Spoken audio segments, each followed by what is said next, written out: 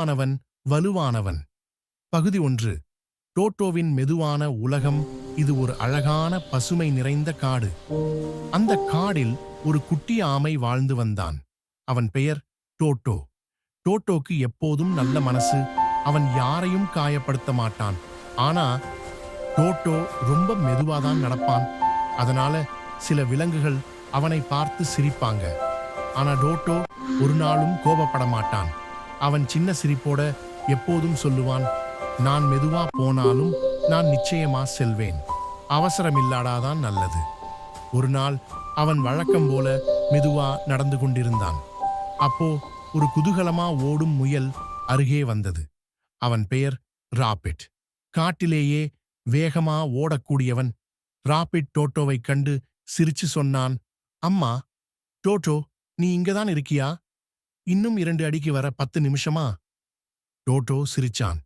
எனக்கு அவசரமில்ல ராபிட்.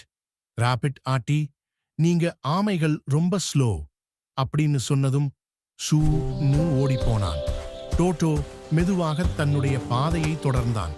அவன் மனசில் ஒரே ஒரு விஷயம், வேகமில்லேன்னா பரவாயில்லை, முயற்சி இருந்தா போதும். அவனும் ராபிட்டும் அறியாமல் அடுத்த நாள் நடப்பது ஒரு பெரிய பாடம்தான்.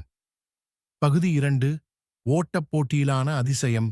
அடுத்த நாள் காலை காடு முழுக்க ஓசை. பெரிய ஓட்டப் போட்டி, பெரிய ஓட்டப் போட்டி. எல்லா விலங்குகளும் கூடினாங்க.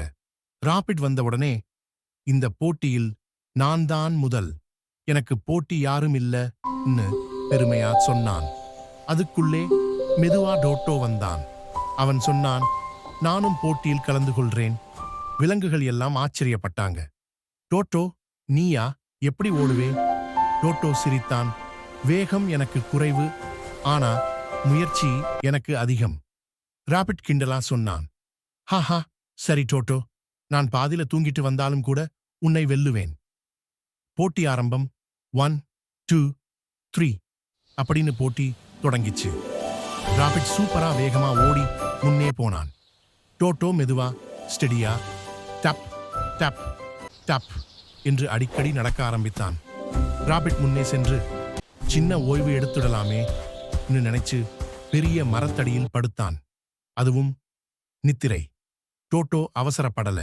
அவன் தன் வேகத்தில் தொடர்ந்தான். சூரியன் நகர, நேரம் நகர, டோட்டோ முன்னே முன்னே. போட்டிக்கட்டை, ஃபினிஷ் லைன் அருகே வரும்போது ராபிட் திரும்ப விழித்தான். அடடா, டோட்டோ முன்னாடி போயிட்டான். அவன் வேகமா ஓடினான். ஆனா டோட்டோ ஏற்கனவே மிகவும் அருகில். Dub dub dub. டோட்டோ கடைசி படி எடுத்து டோட்டோ ஜெயிச்சான். காடு முழுக்க ஆரவாரம். ராபிட் வந்து தலை குனிஞ்சு சொன்னான், டோட்டோ, நான் உன்னை குறைச்சு மதிப்பிட்டேன். நீ எனக்கு பெரிய பாடம் கற்றுத்தந்தே. டோட்டோ சின்ன சிரிப்போட சொன்னான். ராபிட், நண்பர்கள் யாரையும் சிரிக்கக்கூடாது. ஒவ்வொருத்தருக்கும் தனித்திறமை இருக்கு. ராபிட் டோட்டோவையும் அணைத்துக் கொண்டான். அந்த நாள் முழுக்க காடு ஒரு கொண்டாட்டம்.